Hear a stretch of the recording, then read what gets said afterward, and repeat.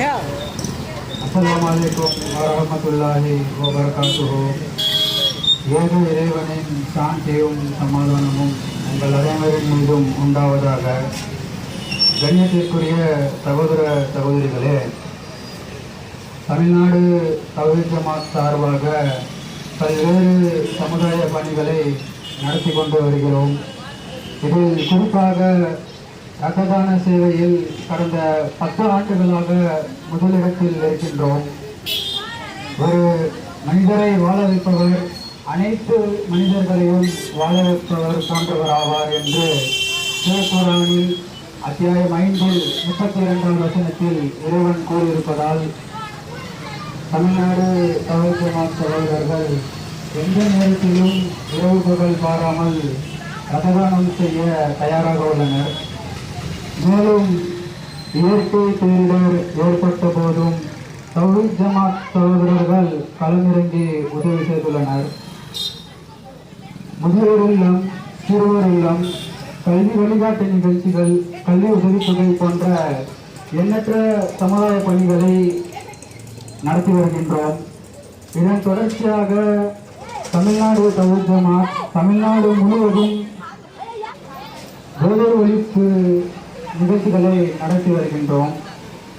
இன்று தமிழ்நாடு தவ்ஹீத் ஜமாத் கிருஷ்ணகிரி மாவட்டம் புதுப்பேட்டை கிளை சார்பாக நடைபெறும் இந்த தெருமுனை பிரச்சாரத்தில் போதையில் விழாதே மனம் நொந்து விடாதே என்ற தலைப்பில் தவ்ஹீத் ஜமாத் மாநில பேச்சாளர் சுஜா அலி அவர்கள் உரையாற்றுவார்கள். அஸ்ஸலாமு அலைக்கும்.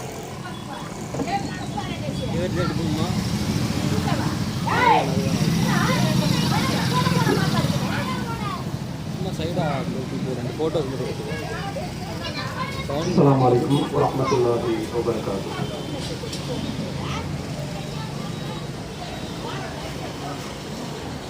கண்ணியத்திற்குரிய சகோதர பெரியவர்களே, தாய்மார்களே,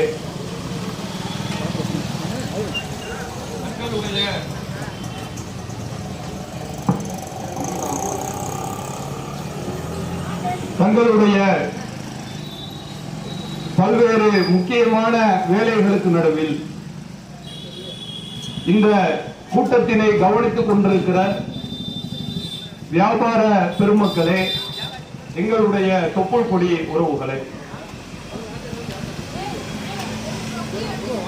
தமிழ்நாடு தவ்ஹீத் ஜமாஅத் கிருஷ்ணகிரி மாவட்டம் புதுப்பேட்டை கிளையின் சார்பாக ஏற்பாடு செய்யப்பட்டிருக்கிற இந்த பெருமுனை விளக்க கூட்ட நிகழ்ச்சியிலே போதையில் விழாதே மனம் நொந்து விடாதே என்கிற தலைப்பினை எனக்கு வழங்கியிருக்கிறார். இந்த தலைப்பு தேர்வு செய்யப்பட்டதின் நோக்கம்,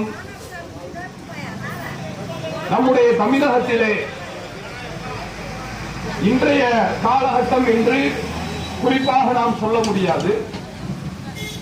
பொதுவாக தமிழ்நாட்டில் எந்த கட்சி ஆட்சிக்கு வந்தாலும் கூட ஒரே ஒரு விஷயம் பொதுவாக நடந்து கொண்டே இருக்கும்.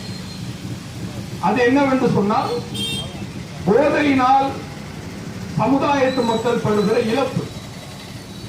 இந்த இழப்பு இன்றைக்கு நாளுக்கு நாள் அதிகரித்துக் கொண்டே வருவதின் காரணத்தினாலும் இதில் மக்களுக்கு என்னென்ன பாட படிப்பினைகள் இருக்கிறது, இந்த போதையில் இருந்து மனிதர்கள் தப்பிப்பதற்கும், ஒரு ஆண் தப்பிப்பது என்பது அவன் தப்பிப்பது மட்டும் கிடையாது, அவனுடைய குடும்பமும் சேர்ந்து நிம்மதியாக வாழ்வதற்கு ஒரு வழியாக அமைகிறது. இது அனைத்தையும் சமுதாய மக்களுக்கு எடுத்து சொல்வதற்காக வேண்டினால் இந்த தலைப்பினை இங்கு தேர்வு செய்திருக்கிறார்கள். தமிழ்நாடு தவ்ஹீத் ஜமாத் என்கிற இந்த பேர் இயக்கமானது ஏதோ போதையை ஒழிப்பது மட்டும் நோக்கமாக கொண்ட ஒரு பேர் இயக்கம் கிடையாது. இது அளவுக்கு அதிகமான நற்பணிகளை செய்கிறது, பேரிடர்களில் அழைக்காமலேயே உதவி செய்கிறது, அனைத்து நபர்களுக்கும் வாழ்வாதார உதவிகளை செய்து வருகிறது. 10 ஆண்டுகளுக்கும் மேலாக இரத்த தானத்திலே தமிழக அளவிலே NGO-க்களில் தொண்டு நிறுவனங்களில் முதல் அமைப்பாக வலம் வருகிறது. இந்த அனைத்து சிறப்புகளுமே எங்களுடைய தேர்தல் ஓட்டுகளாக நாங்கள் மாற்றுவது கிடையாது. அல்லது இந்த சிறப்புகளை வைத்து அதை பணமாகவும் நாங்கள் மடைமாற்றம் செய்வது கிடையாது. மாறாக இது அனைத்தையும் ஏன் செய்கிறோம் என்று சொன்னால் ஒரே ஒரு சக்திக்காக தான். ஏக இறைவன் நம்மை படைத்திருக்கிறான் மனிதர்களாக. நான் மனித உருவில் படைக்கப்பட்டிருக்கிறேன், நீங்களும் மனித உருவில் படைக்கப்பட்டிருக்கிறீர்கள். இப்படி அனைவருமே மனிதர்களாக இருப்பது நாம் சம்பாதித்து சந்தோஷமாக சாப்பிட்டு விட்டு வாழ்வதற்கு அல்ல. நான் சந்தோஷமாக எப்படி இருக்கிறேனோ அது போல அனைவரும் சந்தோஷமாக இருக்க வேண்டும். இதுதான் நோக்கம். மனிதர்களுக்கு மத்தியில் எந்த விதமான ஜாதியும் கிடையாது, அனைவரும் சமம் தான் என்று திருமறை குர்ஆன் சொல்கிறது. இன்னா கலக்னாக்கும் மின் தக்கரின் வ உன்சா, உங்கள் அனைவரையும் ஒரு ஆண் ஒரு பெண்ணில் இருந்துதான் படைத்தோம். நீங்கள் அனைவருமே ஒரு தாய் மக்கள் தான். அதனால் உங்களுக்கு மத்தியில் எந்த ஏற்றத்தாழ்வும் கிடையாது என்று திருமறை குர்ஆன் சொல்கிறது. ஒரு யார் என்று தெரியாத ஒரு மனிதன் ரோட்ல அடிபட்டு கிடக்கிறார் என்று வைத்துக் கொள்ளுங்கள். அவர் என்ன ஜாதி என்று பார்த்து நான் தூக்க மாட்டேன். அவன் ஒரு மனிதன், அவனுக்கு நான் உதவி செய்வேன், அவ்வளவுதான். எனக்கு ஒரு பிரச்சனை என்று வந்தால், ஒரு சிரமம் என்று வந்தால், என்னுடைய அருகில் உள்ள என்னுடைய வேறு மதத்தை சார்ந்த நண்பர் கூட எனக்கு உதவி செய்ய வேண்டும். நான் அவருக்கு உதவி செய்ய வேண்டும். ஏனென்றால் அனைவரும் மனிதர்கள் தான். எப்படி மனிதர்களுக்கு உதவி செய்கிறது என்று சொன்னால், இன்றைக்கு உலகத்தில் எங்கெல்லாம் தீமைகள் நடக்கிறதோ அந்த தீமைகள் அனைவருமே கைவிட வேண்டும் என்பதுதான் இஸ்லாம் சொல்லக்கூடிய ஒரு அற்புதமான தத்துவம். அந்த தீமைகள் அனைத்தும் நிற்க வேண்டும் என்றால் ஒரே ஒரு தீர்வு தான் இருக்கிறது. அந்த தீர்வு என்னவென்று சொன்னால், மனிதர்கள் போதை பழக்கத்தை கைவிட வேண்டும். இதுதான். இன்னைக்கு நீங்க நல்லா பாருங்க, தமிழ்நாடு மட்டும் இல்லங்க, இந்தியா மட்டும் கிடையாது. நீங்க இந்த உலகத்தில் உள்ள எந்த கண்ட்ரிக்கு நீங்க போனாலும் கூட அதிகமான தீமைகள் நடப்பதற்கு ஒரே ஒரு காரணம் என்ன தெரியுமா? போதை வஸ்துக்கள் தான். இது ஒன்றுதான் காரணமாக இருக்கிறது. மனிதன் போதையை கைப்பற்றி விட்டால் அனைத்து தீமைகளும் தானாக குறைந்துவிடும். இது ஒரு யதார்த்தம். அதனாலதான் நம்முடைய பழமொழிகளில் கூட சொல்வார்கள், மது என்பது எப்படிப்பட்டது தெரியுமா? உம்முல் ஹபாயித் என்று சொல்வார்கள். உம்முல் ஹபாயித் என்பது அரபி, தமிழில் என்ன அர்த்தம் தெரியுமா? தீமைகளின் தாய் என்பதை மதுதான் என்று சொல்வார்கள். அதான் காரணம். இன்னைக்கு நிறைய அபன்ஸ் எல்லாம் நடக்குது இல்லைங்க. அதாவது திருட்டு சம்பவங்கள் நடக்கிறது, கொலை நடக்கிறது நம்ம பார்க்கிறோம். 5000 ரூபாய் கொடுத்தா கொள்றதுக்கு ஆள் இருக்காங்க நம்ம நாட்டுல. நீங்க 10,000 ரூபாய் கொடுத்தா கான்ட்ராக்ட் கில்லிங் நடந்து கொண்டிருக்கிறது சென்னை மாதிரி பகுதியெல்லாம் நம்ம பார்க்கிறோம். இதுக்கெல்லாம் என்ன காரணம் தெரியுமா? 5000 ரூபாய் அவனை கொள்ள வைக்கல, அவன் உள்ள ஊத்துனா அந்த சரக்கு தான் வேலை செய்யுது. அவன் நிதானமா இருக்கும் போது ஒரு மனிதனை பார்க்கும் போது இரக்கம் வரும். ஒரு மனிதனை போய் அவன் கொலை செய்ய போறான்னு சொன்னா அவன் அறியாமலே அவன் மனசுல ஆசாபாசங்கள் வந்துவிடும். நாம இவனை கொள்றோம், இவன் பிள்ளைங்க என்ன தப்பு பண்ணிச்சு, இவனுடைய மனைவி என்ன பண்ணாங்க, மூளை வேலை செய்யும். ஆனா அவன் குடிச்சிட்டு அந்த தப்புக்கு போறான்னு சொன்னா எதுவுமே வேலை செய்ய. அவன் குடிச்சுட்டான்னு வச்சுங்க, அவனுக்கு மனமும் ஒண்ணுதான், மட்டையும் ஒண்ணுதான், கண்ணாடியும் ஒண்ணுதான், தலையும் ஒண்ணுதான், தரையும் ஒண்ணுதான். கட்டையை சடிதான அடிப்பான், அவன் கண்ணாடியில அடிப்பான், மனுஷ தலையில அடிப்பான், யார் மேல வேண்டும் பெண்ணுன்னு கூட பார்க்க மாட்டான். எல்லாத்துக்கும் காரணம் இந்த போதை தான். அப்ப இந்த போதை என்பதுதான் இன்னைக்கு நாட்டினுடைய அதிகமான தீமைகளுக்கு காரணமாக இருக்கிறது. இந்த போதையை ஒழிக்கிறது அரசியலுக்காக நம்முடைய நாட்டிலே சொல்வார்கள். அது திராவிட முன்னேற்ற கழகம் என்று நான் அரசியல் குற்றச்சாட்டாக வைக்கவில்லை, அரசியலுக்கு அப்பாற்பட்டு சொல்கிறேன். அதிமுக நம்முடைய நாட்டில் ஆட்சியில் அல்லது திமுக ஆட்சியில் இருந்தாலும் சரி, எந்த கட்சி ஆட்சிக்கு வந்தாலும் கூட ஒரே ஒரு பிரச்சனை மட்டும் காமனா இருக்கும், அது இந்த டாஸ்மாக் மட்டும்தான். நீங்க நல்லா பாத்துறீங்களா? அம்மையார் ஜெயலலிதா அவர்கள் இருக்கும் பொழுது, அதாவது முத்தமிழ் அறிஞர் கலைஞர் அவர்கள் ஒரு தலைமைச் செயலகம் கட்டுகிறார். அதை நம்ம மாத்துறாங்க, மாத்தி திருப்பி பழைய பில்டிங்கே கொண்டு வர்றாங்க. இந்த அம்மையார் கொண்டு வந்த பல திட்டங்களை அவர் இப்படி நிறைய அரசியல் பிரச்சனைகள் எல்லாம் தமிழ்நாட்டில் நடக்கிற நீங்க பாப்பீங்க.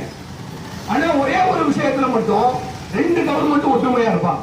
அது என்ன விஷயம்? என்ன? டாஸ்மாக வருமானம் பாத்துறீங்களா? போன வருஷம் என்ன வருமானம் பார்த்தோமோ அதை விட இந்த வருஷம் அதிகமா டாஸ்மாக கல்லா கட்டணும். இது நம்ம தமிழ்நாட்டில் உள்ள எல்லா அரசாங்கத்தினுடைய சிந்தனை இருந்தாங்க. அப்ப இதை மாற்ற வேண்டும் என்று சொன்னால் அதுக்கு ஒரே ஒரு தீர்வு தான் இருக்கிறது. அது என்ன தெரியுமா?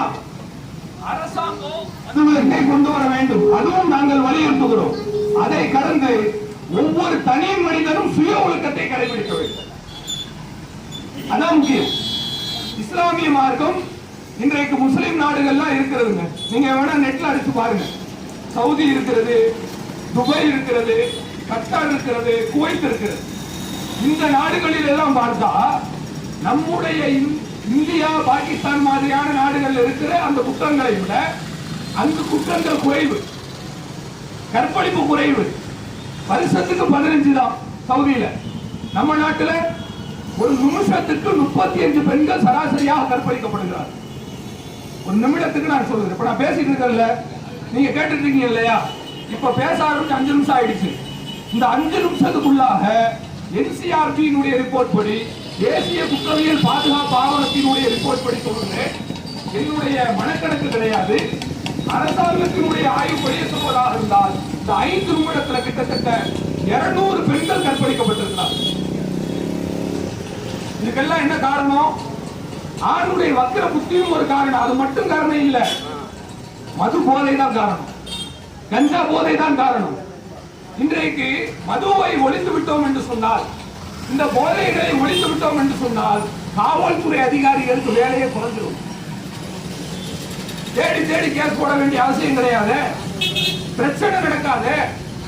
2 ஜாதிகளுக்கு நடுவில் சண்டை வருகிறது. பின்னாடி எதுவும் பார்க்கல. அவன் தானா போய் யார்கிட்டையும் சண்டை போடுறது கிடையாதுங்க. அவன் குடிச்சிட்டானா அவனுக்கு உலகமே மறந்துடும். ஏதோ உலகத்திலே நான் தான் பெரிய மனுஷன் நினைக்கிறான். இப்படி எல்லாம் நினைக்கிற ஒரு விஷயத்தை தேர்ந்தெடுக்க வேண்டும் என்பதற்காக தான் இஸ்லாமிய மார்க்கம் இன்றைக்கு மதுவை தடை செய்யவில்லை. 1400 வருடங்களுக்கு முன்பே தடை செய்திருக்கிறது. அதாவது திருமறை குர்ஆனிலே இஸ்லாம் சொல்லுகிற உபதேசத்தை நான் தற்பொழுது உங்களுக்கு முன்வைக்கிறேன்.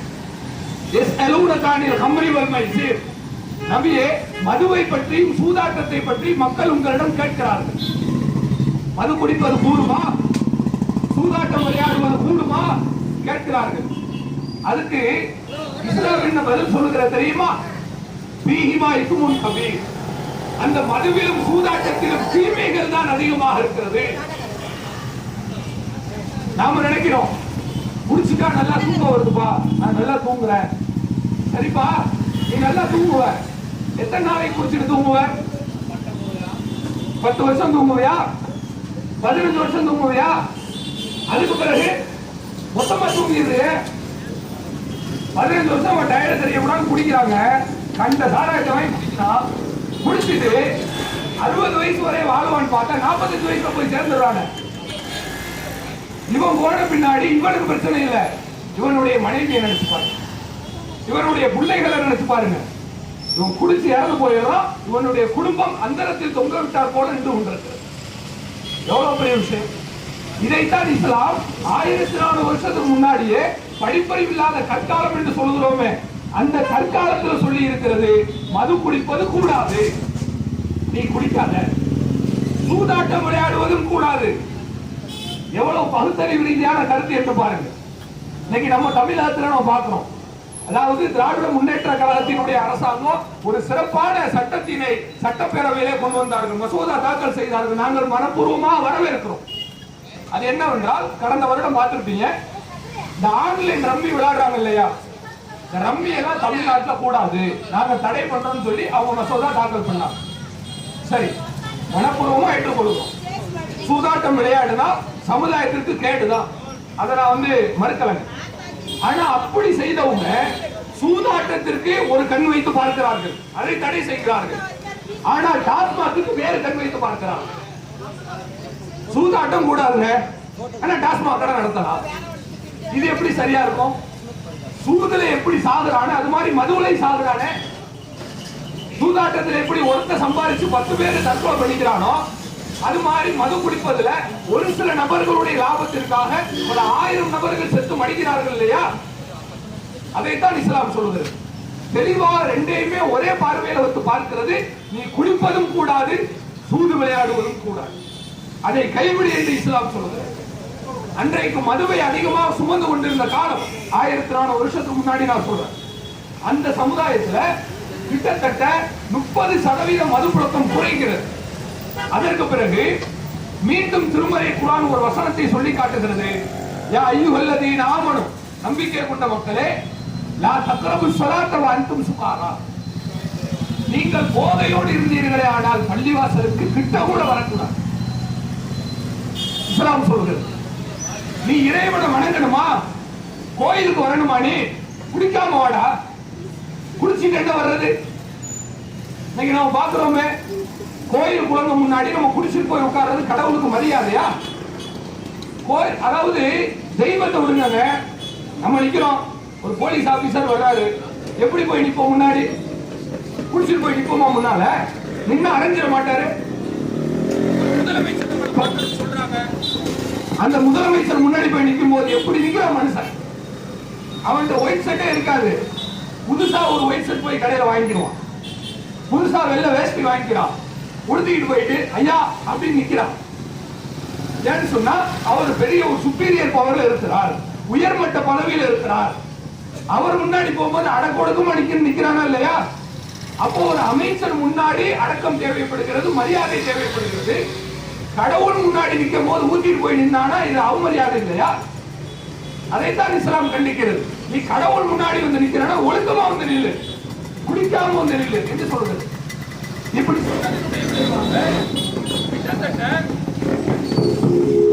சொன்னதினுடைய விளைவாக கிட்டத்தட்ட அன்றைக்கு இருந்த மக்களிடத்துல 70% மதுப்புழக்கம் குறைகிறது, 30% மதுப்புழக்கம் இருக்கிறது.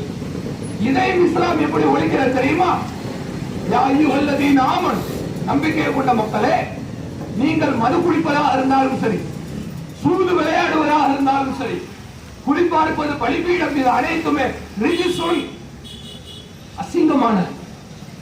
குடிக்கிறத பெருமை நினைக்கிறான், பெருமையா சொல்றான் சில பேர். நான் 1 கோடி ரூபாய் கொடுத்தாலும் கோட்டு குறைஞ்சு குடிக்க மாட்டேன்பா பேசுவாங்க பாத்தீங்களா? நான் ஊர்ல பெரிய குடிகாரன் நான் தான். குடிகாரன் நான் கோல்டு மெடலா கொடுக்க முடியும் சொல்லுங்க? காமன்வெல்த்ல ஒரு தங்க பதக்கம் கூட வாங்காம நம்ம நாடு திரும்பி வந்திருக்குங்க. இவன் குடிக்கிறத ஊத்தி கொடுத்து போயிடா கோல்டு மெடல் வாங்கிட்டு அப்படி அனுப்ப முடியும்? என்னது பைத்தியக்காரத்தனம்? நான் அப்படி குடிப்பேன், நான் அப்படி படிப்பேன்னு சொன்னா அது புத்திசாலித்தனம். நான் இப்படி குடிப்பேன், அப்படி குடிப்பேன், டெய்லி நான் குடிப்பேன். எவ்வளவு பெரிய பைத்தியக்காரனா இருக்கான் பாருங்களேன். அதைத்தான் இஸ்லாம் சொல்லுகிறது. அது அசிங்கம் பாடி பெருமையா பேசுற அசிங்கம். அது சாத்தானுடைய செயல்பாடு. பிசாசு தான் அப்படி பண்ணும். நீ மனுஷன் தானே, நீ எதுக்கு அதை குடிக்கிற? இஸ்லாம் கேட்கிறது. இப்படி கேட்டதனுடைய விளைவாக 100% மதுப்புழக்கம் ஒழிக்கப்பட்டு இன்றைக்கு இறைவனுடைய அருளால் உலகத்திலேயே மதுப்புழக்கம் குறைவான நாடு எது என்று பார்த்தால் இஸ்லாமிய நாடு. நம்முடைய இந்தியாவை நான் குற்றம் சொல்லவில்லை. நம்முடைய நாடு அவ்வளவு வளம் கொண்ட நாடு. நம்முடைய நாடு அனைத்து மதமும் சமமாக வாழக்கூடிய நாடு. நம்முடைய நாட்டுல எல்லா மக்களும் நல்ல முறையில் வாழுகிறோம். அதை குற்றமாக சொல்லவில்லை. ஆனால் இந்த கலாச்சாரம் ஒழிய வேண்டும். அரசாங்கம் மதுவிலக்கை கொண்டு வருகிறதோ இல்லையோ, ஒவ்வொரு தனி மனிதனும் சுய ஒழுக்கம் மேற்கொள்ள வேண்டும். நான் இன்னையிலிருந்து குடிக்க மாட்டேன்பா. ஏங்க நான் என்ன கேட்கிறேன் தெரியுமா? ஒரு புத்திசாலிக்கு அழகு அவனுக்கு எது தப்புன்னு தெரியல, அது செய்யக்கூடாது. குடிக்கிறது தப்புன்னு எல்லாத்துக்கும் தெரியுது, ஆனாலும் ஏன் குடிக்கிறோம்? இது எவ்வளவு பெரிய மோசம். அரசாங்கம் கொடுத்தா என்ன கொடுத்தாட்டி நீ குடிக்காதப்பா. இஸ்லாம் முறைதான் சொல்லுகிறது. நீங்க வேணா நல்லா பாருங்க, எல்லா மதத்தை சார்ந்த மக்களும் நம்ம நாட்டில் வாழ்றோம். ஆனா முஸ்லிம்கள் மட்டும் வாய்ப்பார் மட்டும் ரொம்ப குறைச்சலா குடிக்கிறாங்க. என்ன காரணம்? ஏன் குடிக்கிற கசக்குமா? எனக்கெல்லாம் ஏன் குடிக்க மாட்டாங்க? காசு அதிகமா கொடுத்து குடிக்கலாமே, பெரிய ஹோட்டலா பார்த்து குடிக்கலாமே, வருமானம் அதிகமா இருக்கு, நல்லா காசு கிளாஸ் கையில வச்சுக்கிட்டு சூப்பரா அப்படி ஆடம்பரமா ஏசியில உட்கார்ந்து குடிக்கலாமே. ஏன் மாட்டேன் சொல்றேன் தெரியுமா? இஸ்லாமிய மார்க்கம் நீ குடிப்பழக்கத்தை மேற்கொண்டால் அது தெய்வ குத்தம் என்று சொல்ற. சும்மா கிடையாதுங்க. அதாவது இஸ்லாம் எப்படி சொல்லுதுன்னா, நீ குடிக்கிறியா கடவுளுக்கு நீ துரோகம் செய்கிற. நீ குடிச்சிட்டியா போதை பழக்கம் இருக்கிறதா கஞ்சா போடுறியா பள்ளிவாசலுக்கு வரக்கூடாது. இஸ்லாமிய ஆட்சி இருந்துச்சுன்னு சொன்னா ஒருத்தர் குடிச்சிட்டு வந்து நின்னாங்க வைங்க, செருப்ப கலட்டி தலையில அடிக்கணும். போடா நாய, நீ குடிச்சிட்டு வந்து உன் பிள்ளைங்க என்னடா செஞ்சுச்சு, அவனுக்கு அப்பதான் மண்டையில புத்தி வரும். இப்படி இஸ்லாம் சொல்லுது. ஏன் சொல்லுதுன்னா நீங்க நல்லா புரிஞ்சுக்கங்க, மனிதன்ட்ட ரெண்டு விதமான சிந்தனை இருக்கிறது. ஒண்ணு மனித கருத்தாக ஒன்றை நீங்கள் சொல்வது ஒன்று, மத கருத்தாக சொல்வது ஒன்று. மனித கருத்துனா என்ன தெரியுமாங்க? உதாரணத்துக்கு குடிக்காதப்பா, குடிச்சிட்டு இறந்து போயிட்டா குடும்பத்தை யாரு பார்ப்பாங்க, உனக்கு என்ன செய்யறது, இப்படி ஒரு ஆளுக்கு வந்து அட்வைஸ் பண்றாங்க. அட்வைஸ் பண்ணா 100ல 10 பேர் கேட்பா, 90 பேர் கேட்க மாட்டான். காரணம் என்னன்னு சொன்னா இது வந்து மனித கருத்து.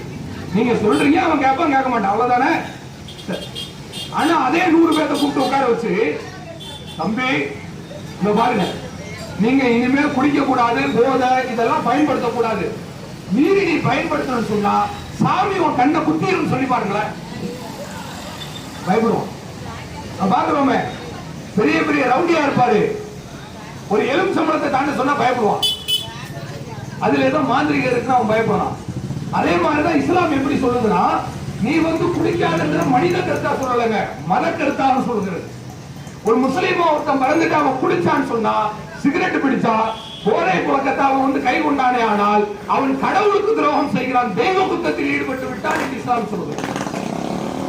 அதனாலதான் இன்னைக்கு முஸ்லீம்கள் மத்தியில குடி பழக்கம் ரொம்ப குறையும். அதுதான் நம்மளும் சொல்றோம், ஒவ்வொரு தனி மனிதனும் ஒழுக்கத்தோடு செயல்பட வேண்டும். எதுக்கு குடிக்கணும்? குடிச்சு என்ன கிடைக்க போகுது சொல்லுங்க? நான் என்ன கேட்கிறேன், இன்னைக்கு அதிகமா டாஸ்மாக்ல போய் வாங்கிட்டு வரக்கூடிய மக்களை எல்லாம் நம்ம பார்த்தா பெரும்பாலும் உழைக்கக்கூடிய மக்கள் தான் குடிக்கிறான். இது வந்து குற்றமா சொல்லலைங்க, நான் நடப்ப சொல்றேன். 500 ரூபாய் சம்பளத்துக்கு வேலை பார்க்கிற ஆளு, 700 ரூபாய் சம்பளத்துக்கு வேலை பார்க்கிற ஆளுங்க, 800 ரூபாய் சம்பாதிக்கக்கூடிய ஆளுங்க, இவங்க தானே குடிக்கிறாங்க. ஏப்பா குடிக்கிற நீ? நீ 800 ரூபாய் சம்பாதிச்சுட்டு 250 ரூபாய் கொண்டு போய் டாஸ்மாக்ல கொடுக்குறீங்க. அந்த 250 ரூபாய் நீ மாசம் ஆச்சுன்னா உனக்கு 7000 ரூபாய் 7500 ரூபாய் ஆச்சு. எவ்வளவு பெரிய தொகை இது! உன் பிள்ளைக்கு ஃபீஸ் கட்டலாமா இல்லையா? உன் குடும்பத்துக்கு ஒரு நல்ல ஜாமான் வாங்கி கொடுக்கலாமா இல்லையா? குடும்பம் நல்லா இருக்குன்னு அக்கறை இல்லையா? கஷ்டப்படுறோம், மாடா உழைக்கிறோம், ஓடா தேயிறோம், வெயில் பகல் பார்க்காம நம்ம உழைத்து கொண்டிருக்கிறோம். உழைத்து விட்டு கடைசியில பார்த்தா பணத்தை கொண்டு போய் அரசாங்க கடையில கொடுத்துருந்தோம். நான் என்ன சொல்றேன், அதாவதுங்க, நம்முடைய திராவிட முன்னேற்ற கழக அரசை பார்த்து ஒரு நல்ல கோரிக்கை வைக்கிறேன். இது விமர்சனம் கிடையாது, கோரிக்கை தான். எவ்வளவோ நலத்திட்ட உதவிகளை பெண்களுக்கு செய்திருக்கிறார்கள், வாழ்த்துகிறோம், பாராட்டுகிறோம். இன்னைக்கு ஃப்ரீ பஸ் எல்லாம் வச்சிருக்கிறாங்க, அதை சில ஆண்கள் கிண்டல் பண்றாங்க. ஓசி பஸ், ஓசி பஸ். ஏன்பா கிண்டல் பண்ற?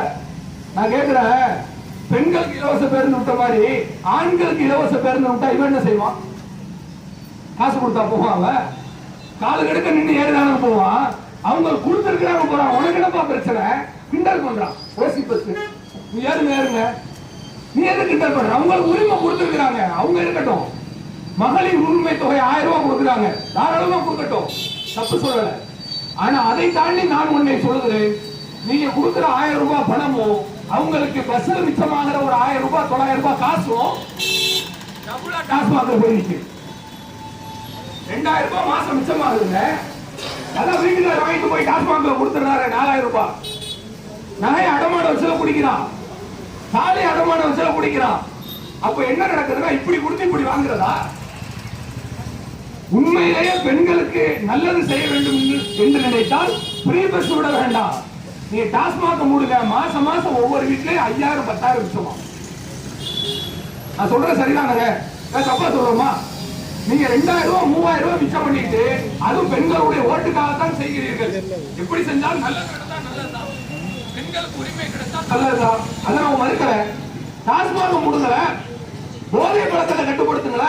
ஒவ்வொரு குடும்பத்திலேயும் 5000 ரூபாய் மிச்சமாகும்பா, 10,000 ரூபாய் மிச்சமாகும்.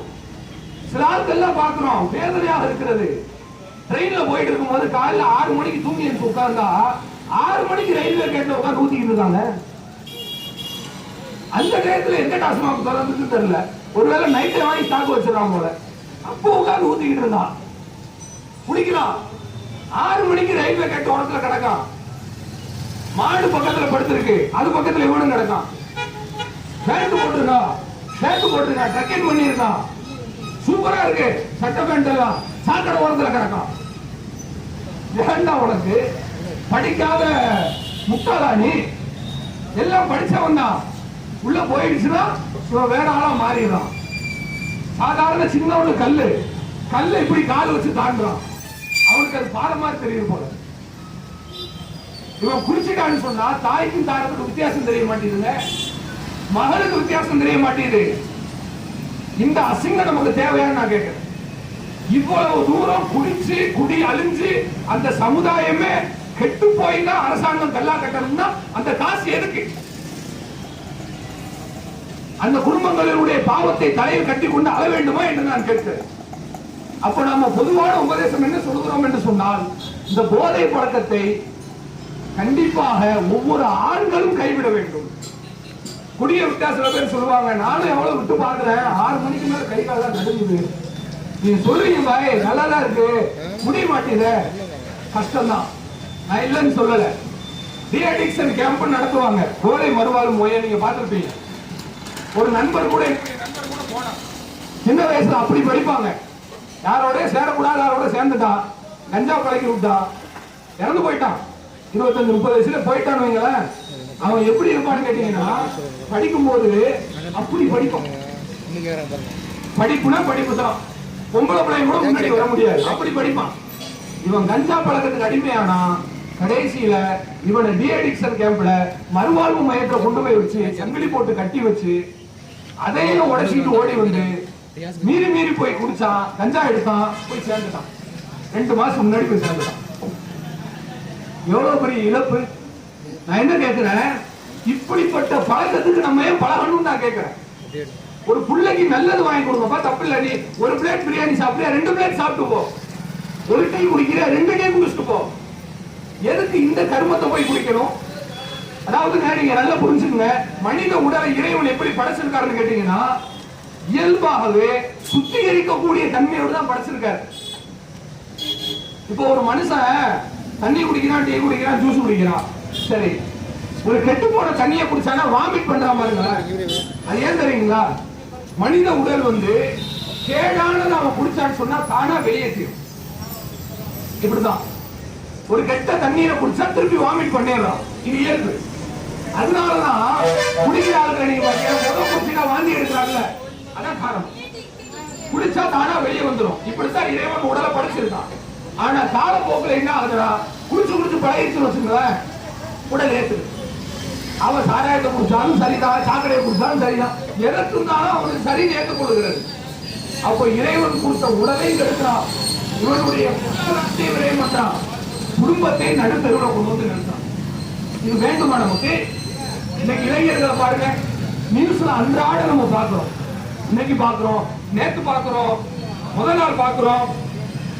காலேஜ் பசங்க, கல்லூரி மாணவர்கள் 19 வயசுல தான் ஆகுது, மைனர் ஆகி நாட்டு சட்டப்படி அவன் மேஜர் ஆகி 1 வயசுல கூட ரோட்ல கத்தி வச்சு சண்டை போட்டான். பாக்குறதுக்கே பயமா இருக்கு. அப்படி இறங்கிட்டான். படிக்க வேண்டிய வயசுல, புக் எடுக்க வேண்டிய வயசுல ஆயுதத்தை தூக்குறான். என்னன்னு கேட்டீங்கன்னா கஞ்சா போடு. நார்மலா அவன் செய்யலங்க, கஞ்சாவை அடிக்கிறான், கத்தி எடுக்கிறான். இது எவ்வளவு பெரிய மோசம் நீங்க யோசிச்சு பாருங்க. சாதாரணமா இருக்கிறான், இவன் எதாவது குடிச்சிட்டான்னு சொன்னா புல்லட்ல பறக்கிற மாதிரி உனக்கு தோணும் போல. இந்த ரோட்ல விட்டீங்கன்னா 60 கிலோமீட்டர் ஸ்பீட்ல போவான், அவனும் விடுவான், அடுத்தவனையும் சேர்த்து விழுக அடிப்பான். இது வேணுமா நமக்கு? அரசாங்கமும் இதுல முதன்மையான ஒரு கோரிக்கை அவர்கள் எடுக்க வேண்டும். 2வது, நாட்டில் உள்ள மக்கள் நாமும் சுய கட்டுப்பாடோடு இருக்க வேண்டும். நாம இனிமே குடிப்பழக்கத்தை விட்டுவோம். அதான் இஸ்லாம் எப்படி குடிப்பழக்கத்தை ஒழிச்சுச்சுன்னா, ஒரு கையெழுத்துல மதுவிலக்கு கொண்டு வருவேன்னு சொல்றாங்கல்ல, அதெல்லாம் நடக்கவே நடக்காது. அரசியலுக்கு வேணும்னா உதவும், ஓட்டு வாங்குறதுக்கு வேணும்னா உதவுங்க. ஓட்டுக்கு வேணா வச்சுக்கலாம், தேர்தல் வாக்குறுதியா கொடுப்பாங்க. நாங்கள் ஆட்சிக்கு வந்தால் ஒரே கையெழுத்தில் டாஸ்மாக் கடையை மூடுகிறோம். சரி, டாஸ்மாக் மூடுறேன்னு சொல்ற, மூடிட்டப்பா, குடியாரமுள்ள ரோட்ல வந்து நிக்கிறான். இப்ப என்ன பண்ணுவ நீ? விடணும். இதான் நடப்பு. அதுக்கு தான் நான் ஒன்றை சொல்கிறேன். சுய கட்டுப்பாடு இஸ்லாம் எப்படி சொல்கிறது என்றால், குடிப்பழக்கத்தை இஸ்லாமிய மார்க்கம் ஒரே அடியாக போதை ஒழிக்கவில்லை, படிப்படியாக ஒழிக்க. சில தீமைகளை உடனே விட்டுலாம், சில தீமைகளை கொஞ்சம் கொஞ்சமா தான் விட்டுலாம். ஏன்னு சொன்னா போதை பழக்கம் என்பது, ட்ரக் என்பது அவனோட பிசிக்கலா மிங்கலா இருக்கு. சிகரெட் பழக்கத்தை சில பேர் உடனே நினைப்பாங்க, விட்டுவான். விட்டுட்டு என்ன செய்வானா, ஒரு வாரம் நல்ல ஜாக்கிரதையா பயபத்திரமா இருப்பான்.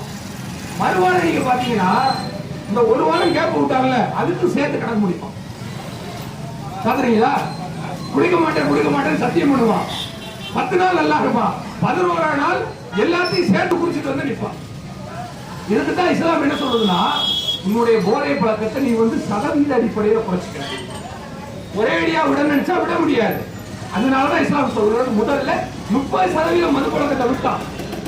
ஒருத்தன் டெய்லி குடிக்கிறானா குறை, வாரத்துல 4 நாளா குறை. உடல் தாக்கு பிடிக்காது, பைத்தியம் குடிக்கிற மாதிரி இருக்கும். கட்டுப்படுத்திக்க. குடும்பத்தோடு இரு, மனைவி முகத்தை பார், பிள்ளை முகத்தை பார். உனக்கு பூச்சிட்டு சாகணும் மனசு வராது. போதை எடுப்பதற்கும் புள்ள முகத்தை பாரு, மனசு வராது. 30% மது பழக்கம் குறை. அதுக்கு பிறகு அதே காலகட்டத்தில் அதே வாழ்க்கையை நம்ம வாழ்ந்தோம் என்று சொன்னால் கொஞ்சம் கொஞ்சமா மாறி ஒரு 50% மது பழக்கம் குறையும். உடல் பழகிடும். அதை தாண்டி இன்னும் ஒரு மாசம் கடைபிடிச்சான்னு சொன்னா ஒட்டுமொத்தமாக 100% மதுவையும் இவன் விட்டு விடுவான். சந்தோஷமான வாழ்க்கையை ஆரம்பிச்சு. மனைவி பக்கத்துல போகும்போது மனைவி முகசுதிக்க மாட்டாங்க. குடிச்சிட்டு போனா பக்கத்துல நிக்க முடியல. நான் கேட்கிறேன், குடிச்சிட்டு வர்றாங்க, அங்க நிக்கலாம், இந்த வார்டு இருக்கு. பஸ்ஸுக்குள்ள ஞாயிற்றுக்கிழமை சாயந்தரம் ஆயிடுச்சுன்னா பஸ்ல ஏற முடியுதா? ஒருத்தன் ஏறிட்டா போதுங்க, ஒருத்தன் ஏறிட்டா போதும், பஸ்ஸையே ரெண்டாக்கிடும். அந்த கண்டக்டர் போட்டு படுத்துற பாட்டு இருக்க. ஒரு தடவை சேலத்துல இருந்து தர்மபுரி போறான்னு வச்சுங்க, அப்பதான் சேலத்துல ஏறி உட்கார்ந்துருப்போம். நான் தர்மபுரி ஒண்ணுடா டிக்கெட் வாங்கிட்டோம். வாங்கிட்டு கண்டக்டர் அடுத்த ரவுண்ட் வருவார்ல, மறுபடியும் தர்மபுரி ஒண்ணுனா. அவர் போயிட்டு திரும்பி வருவாரு, மறுபடியும் தர்மபுரி ஒண்ணுனா. அதான் சொல்லிச்சு, பரவாயில்லன்னா அவன் தர்மபுரியோட இறங்கிடலாம். உங்க பின்னாடி உங்களோட கிருஷ்ணகிரிக்கு வந்தாலும் வச்சுங்க, வேலையை எப்படியே போயிடுவீங்க. அந்த அளவுக்கு இவன் அடுத்தவங்க பண்ற டான்ஸரை பாத்தீங்கன்னா அப்படி இருக்கு. குடிச்சிட்டு பஸ்ல உட்கார்றான், பொம்பளைங்க உட்கார முடியல, பயப்படுறாங்க. பக்கத்துல உட்கார பயமா இருந்தா பண்ணிடுவானு சொல்லி சொல்லவும் முடியாதுல. அவனை அப்படி தள்ளி போப்பான்னு சொன்னா அப்படி இப்படின்னு அப்படின்னா இப்படின்னு பேசுறான். நான் அந்த பரப்புற இந்த பரப்புற, நீ யாரா வேணா இருந்துட்டு போப்பா, நீ குடிச்சுட்டா நீ அசிங்கமானவன் தான். இதுதான் இஸ்லாம் சொல்லுது. அப்போ இப்படி நாம போதை பழக்கம் இல்லாத சமுதாயமா மாறினா மட்டும்தான் நமக்கும் நல்லது, நாட்டுக்கும் நல்லது. இன்றைக்கு நம்முடைய நாட்டிலே போதை ஒழிப்பதற்கு ஏராளமான காரியங்கள் இருக்கிறது. அந்த அனைத்து காரியங்களுமே தோல்வியில் முடிகிறது. ஏன் தோல்வியில் முடிகிறது தெரியுமா? தனிப்பட்ட மனிதர்கள் அவர்கள் தங்களுடைய நலனுக்காக வேண்டி சுய ஒழுக்கத்தை கடைபிடிப்பதில் தவறு செய்கிறார்கள். அரசாங்கத்தை புக்க சொல்ற ரெண்டாவதுங்க, முன்னாடி நான் சொன்ன மாதிரி எந்த அரசாங்கம் வந்தாலும் கூட இந்த டாஸ்மாக் கல்லா கட்டுறது அவர்கள் குடியாக தான் இருப்பாரு. அதுக்கு திமுக விதிவிலக்கு கிடையாது, அதிமுக விதிவிலக்கு கிடையாது. சில ஆட்கள் எல்லாம் சொல்றாங்க, தமிழ்நாட்டுல கலகம் இல்லாத ஆட்சியை நாங்க கொண்டு வரோம், கொண்டு வந்தா நாங்க டாஸ்மாக் ஒழிச்சிருவோம். நான் ஒண்ணு சொல்லவா, இந்த 2 கழகங்கள் மாற்றி மாற்றி ஆட்சி செஞ்சிருக்காங்கல்ல, இவங்க இல்லாம வேற கட்சிக்காரங்க ஆட்சி பண்ணியிருந்தான்னு வச்சுங்களேன், இன்னும் மோசமா தமிழ்நாடு போயிடும். இதான் உண்மை. யூபி மாதிரி ஆயிருக்கும், குஜராத் மாதிரி ஆயிருக்கும். குற்றங்கள் எல்லாம் தலைவிரித்து ஆடும். இன்னைக்கு பெண்கள் சகஜமா வேலைக்கு போறோமே, இந்த நிலை யூபியில கிடையாது. பாரதிய ஜனதா கட்சியினுடைய ஆட்சி தான். பெண்கள் நடமாட முடியல, பெண்கள் அபியூஸ் பண்றான்.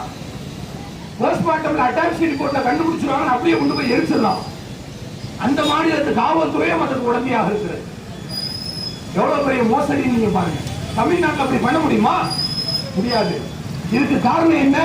நம்முடைய நாட்டில் உள்ள சுதந்திரமான ஆட்சி தான். இப்பேற்பட்ட சூழ்நிலை மாறுவதற்கு நாங்க வந்தா நல்லாட்சி கொடுப்போம் சில ஆட்கள் சொல்றாங்களே, அது முற்றிலும் போய் யாரும் நம்பாதீங்க. உண்மையிலேயே நான் வந்து இந்த போதையை ஒழிக்க போறேன்னு சொல்லிட்டு யாராவது சொன்னாங்க கட்சிக்காரங்க, நீங்க ஒன்னே ஒண்ணு கேளுங்க, நீ வந்து கையெழுத்து போட்டு ஒழிக்க வேணாம்ப்பா, உன் கட்சியில இருக்க எவனும் குடிக்க கூடாது, நீ முதல்ல ஒழிச்சு உன் கட்சியில இருக்கவன முதல்ல திருத்து, அதுக்கப்புறம் நீ நாட்டை திருத்தலாம். அதான் போதை. மற்ற விஷயத்துல எப்படி வேணா பேசலாங்க. போதை விஷயத்துல எந்த அரசியல் கட்சியாக இருந்தாலும் கூட சகட்டு மேடைக்கு நான் சொல்லுகிறேன், அரசியல் சார்பற்று சொல்லுகிறேன், அனைவருமே பணம் பார்ப்பதில் தான் குறியாக இருக்கிறார்களே ஒழிய மக்களுடைய நலனின் மீது யாருக்கும் அக்கறை கிடையாது. இது உண்மை. எந்த அரசாங்கம் என்றால் அதுதான். அப்போ இதை கடந்து நம்ம என்ன செய்ய வேண்டி இருக்கிறது? மனிதர்கள் நாம தான் சரியா இருக்கணும். அரசாங்கம் போதை இல்லாத தமிழகத்தை உருவாக்கும் என்று முதலமைச்சர் சொல்கிறார். மனப்பூர்வமாக வரவேற்கிறோம், சந்தோஷம். அதோட சேர்த்து டாஸ்மாக் மூடிட்டா நல்லதுதானங்க, கஞ்சா பழக்கத்தை கட்டுப்படுத்திட்டா நல்லதுதானங்க, அதுக்கு சட்டம் தான் போடுங்களேன். கஞ்சாவை யாராவது வெளியே ஸ்ப்ரெட் பண்றா, அதை பரவ விடுறான்னு சொன்னா அவருடைய சொத்தை சீஸ் பண்ணணும். அதாவது நம்மளுடைய நார்காட்டிக்ஸ் பியூரோவினுடைய சட்டப்படி, போதை தடுப்பு குற்றவியலினுடைய சட்டப்படி அவங்க சொல்லுவாங்க, என்சிஆர்னு அதுக்கு பேருங்க, அதுல யாராவது கொக்கைன் வச்சிருக்கான் என்று சொன்னால் 1/2 கிலோ சீஸ் பண்ணா போதும், அவனுடைய சொத்தையே அரசாங்கம் பறிமுதல் பண்ணிடும். அவன் அதுக்கு முன்னாடி 10 கோடி ரூபாய் சம்பாதிச்சிருப்பான். இந்த ஒரு 1/2 கிலோ அது ஒரு 50 லட்சம் ரூபாய் பெறும்னு வச்சுக்கோங்க, 10 கோடி ரூபாய் அரசாங்கம் சீஸ் பண்ணி எடுக்கும். அதே மாதிரியான சட்டங்களை கஞ்சாவிற்கும் நம்முடைய நாட்டு அரசாங்கம் கொண்டு வர வேண்டும். ஒருத்தன் கஞ்சா விற்பனை செய்யறானா அவனுடைய சொத்தை சீஸ் பண்ணுங்க, அவனுடைய வருமானத்தை தடை செய்யுங்க, அவனுடைய சொத்துக்கள் எல்லாம் செல்லாது என்று அறிவியுங்கள். இப்படி கடுமையான சட்டம் இருக்க வேண்டும். இன்றைக்கு கல்கட்டாவிலே ஒரு பெண் மருத்துவர் பேசும்போது கண்கள் எல்லாம் கலங்குகிறது. அந்த பெண் நம்முடைய அக்காவாக இருந்தால் நம்ம என்ன செய்வோம், நம்முடைய தங்கையாக இருந்தால் நம்ம என்ன செய்வோம், நம்முடைய தாயாகவோ நம்முடைய பிள்ளையாகவோ இருந்தால் என்ன செய்வோம்? மனம் பதறுகிறது. 4 மிருகங்களுக்கு மேல சேர்ந்து, மிருகம்னு கூட சொல்லக்கூடாது, மிருகத்துக்காக கொஞ்சம் ஈவரக்கம் இருக்கும். மிருகம் தன்னுடைய இனத்தை அடித்து சாப்பிடாது. ஆனா மனுஷன் மட்டும்தான் தன் இனத்தை அடிக்கிறான். 5000 ரூபாய்க்கு வைக்கிறான், 10,000 ரூபாய்க்கு குத்துறான், காமத்துக்காக ஒரு பெண்ணை கொள்றான். கொன்னதுக்கு காரணம் அடிப்படை என்னன்னு சொன்னா போதலாம். போத தலைக்குள்ள போயிருச்சுன்னு சொன்னா பெண் பெண்ணா தெரியல, பொம்மையாக தெரிகிறார், இவனுடைய இச்சை பாத்திரமாக தெரிகிறார். இவனை ஒட்ட நறுக்கணும்னு சொன்னா போதையை நம்ம வந்து நிப்பாட்ட வேண்டும். நம்முடைய நாட்டில் எங்குமே போதை ஏற்படக்கூடாது என்பதைத்தான் ஆணித்தரமாக நாங்கள் சொல்லிக் கொள்கிறோம். எனவே இஸ்லாமிய மார்க்கம் தெளிவான வாசகங்களால் சொல்கிறது, இன்னமல் ஹம்ரு வல் மைசிரு வல் அன்சாபு வல் அஸ்லாம், மது சூது இது அனைத்துமே நம்ம நல்லதுன்னு நினைக்கிறோம். சூதாட்ட விளையாடுனா பணம் வருது, சரி, ஒரு ஆளுக்கு பணம் வரும், 100 பேர் சாப்பிடலாம், உனக்கு நல்லதுன்னு நினைக்கிற, உனக்கு ஒரு நாள் தூக்கம் வரும், இன்றைக்காவது ஒரு நாள் நீ செத்துதான் போக போற. உன் குடும்பம் எப்படி நிற்கும் என்று யோசித்துப்பார். அது கெட்ட செயல், அதை நீ விட்டு விடுப்பா. நீ குடிப்பது தெய்வத்திற்கு துரோகம் செய்வது. நீ உண்மையிலே இறைவனுக்கு பயப்படக்கூடியவனாக இருந்தால் குடிக்காத. நீ குடித்தாயானால் அது தெய்வ குத்தம் என்று இஸ்லாம் சொல்லி காட்டுகிறது. ஆக இப்படி சொன்ன காரணத்தினால்தான் 1400 வருஷத்துக்கு முன்னாடி 100% போதை பழக்கம் ஒழிக்கப்பட்ட சமுதாயத்தை முகமது நபி சவுதியிலே உருவாக்கினார். அதனுடைய தாக்கமாக என்னவோ இன்றைக்கு வரை இஸ்லாமிய சமூகம் குடிப்பழக்கம் குறைவானவர்களாக இருக்கிறார். நீங்க பார்க்கலாம், தீபாவளி பொங்கலுக்கு பார்த்தா நியூஸ்ல கீழே ஸ்க்ரோலிங் விடுவாங்க, பார்த்திருப்பீங்க. இந்த வருட தீபாவளிக்கு இத்தனை கோடி கல்லா கட்டியிருக்கு, டாஸ்மாக் பொங்கலுக்கு இவ்வளவு கல்லா கட்டியிருக்கு சொல்றாங்கல்ல. இது பெருமை கிடையாதுங்க, இது அசிங்கங்க. ஏண்டா என்னுடைய பண்டிகைக்கு எனக்கு ஏண்டா ஊற்றி கொடுக்குற கேட்கணுங்க. ஆனா என்னைக்கு ஒரு நாளாவது ரம்ஜான் பக்ரீத் பண்டிகை முன்னிட்டு டாஸ்மாக் வியாபாரம் எப்படி இருக்கிறது, இப்படி என்னைக்காவது விளம்பரம் பார்த்திருக்கீங்களா? நீங்க பார்க்க முடியலையே. அது குடிக்க கூடாதுன்னு இஸ்லாம் சொல்லியிருக்கிறது. ஆக கண்ணியத்திற்குரிய சகோதர சகோதரிகளே, தாய்மார்களே, நீங்கள் உங்களுடைய வீடுகளில் ஆண்கள் குடிக்கக்கூடியவர்களாக இருந்தால் தயவு செய்து கையை பிடிச்சு தடு. குடிக்காதடா நாயே அப்படின்னு திட்டுங்க. மனுஷன் தானே நீ, உன்னை நம்பிதானே நான் இருக்கேன், உன்னை என்னை நம்பிதான பிள்ளைங்க இருக்கு என்று அவர்களுக்கு சொல்லி அவர்களுடைய அந்த கையை கட்டி போடுங்கள். கால் கட்டு போட்டா மட்டும் பத்தாது, கை கட்டும் சேர்த்து போடும். அவனை குடிக்க விடாம தடுங்க. ஒவ்வொரு ஆண்மகனும் நீ சரியான ஆண்மகனாக இருந்தால் நான் போதை பழக்கம் இல்லாதவனாக இருக்கிறேன் என்று நெஞ்சை நிமித்தி சொல். நான் தைரியமான ஆம்பளன் சொல்றமே, தைரியமான ஆம்பளன் சொல்ற மாதிரி நான் குடிக்காத ஆம்பளன் சொல்லிப்பார். அதான் ஒரு ஆண்மகனுக்கு அழகு. ஆக இதை ஒவ்வொரு தனி மனிதனும் இந்த போதையிலிருந்து விலகக்கூடிய சுய ஒழுக்கத்தை கடைபிடிக்க வேண்டும். நாட்டினுடைய அரசாங்கமும் அரசியலாக இந்த குடிப்பழக்கத்தையும் போதை பழக்கத்தையும் பார்க்காமல் உங்காட்சியில நடந்துச்சு எங்காட்சியில குறைஞ்சிருக்கு என்று பேசாமல், இது மக்களுடைய ஆட்சி, அரசியல் கிடையாது, மக்களுடைய உயிர் சம்பந்தப்பட்டது என்று நினைத்து அரசாங்கமும் 100% மது விலக்கை கொண்டு வந்து நம்முடைய நாட்டு மக்களும் அதை விட்டு 100% படிப்படியாக விலகி மதுவிலக்கு உள்ள ஒரு சமுதாயமாக, போதை பழக்கம் இல்லாத சமுதாயமாக நாம் மாறி தீமைகள் இல்லாத நிம்மதியான பெண்கள் பாதுகாப்போடு நடமாடக்கூடிய, சிறுவர்களுக்கு பாதுகாப்பான, அனைத்து மக்களுடைய உடைமைகளுக்கும் பாதுகாப்பு தரக்கூடிய ஒரு நல்ல சமுதாயமாக நாம் உருவாக வேண்டும் என்று கேட்டுக்கொண்டு என்னுடைய உரையை நான் நிறைவு செய்து கொள்கிறேன். வாக்கு தகவல் அல்ஹம்துலில்லாஹி ரப்பில் ஆலமீன். அஸ்ஸலாமு அலைக்கும் வரஹ்மத்துல்லாஹி வபரகாத்துஹு.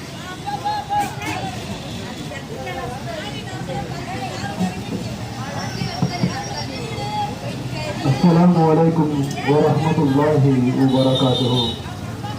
தமிழ்நாடு தௌஹீத் ஜமாத் என்னும் மார்க்கம் சார்ந்த பேர் இயக்கமானது மக்களின் நலம் கருதி இதுபோன்று பல்வேறு நிகழ்ச்சிகளை நடத்தி கொண்டு வருகிறது. அதில் ஒன்றான இந்த பெருமை பிரச்சாரத்தை நல்ல முறையில் நடத்தி முடிவதற்கு காரணமாக இருந்த காவல்துறை, உளவுத்துறை மற்றும் இங்கு கூடியிருக்கும் அனைத்து மக்களுக்கும் தமிழ்நாடு தௌஹீத் ஜமாத் கிருஷ்ணகிரி மாவட்டம் புதுப்பேட்டை கிளை சார்பாக நன்றியை தெரிவித்த வண்ணம் துஆவுடன் முடித்துக் கொள்ளலாம். சுப்ஹானக அல்லாஹும்ம வ பிஹம்திக அஷ்ஹது அன் லா இலாஹ இல்லா அன்த அஸ்தக்ஃபிருக வ அத்தூபு இலைக. அஸ்ஸலாமு அலைக்கும் வரஹ்மத்துல்லாஹ்.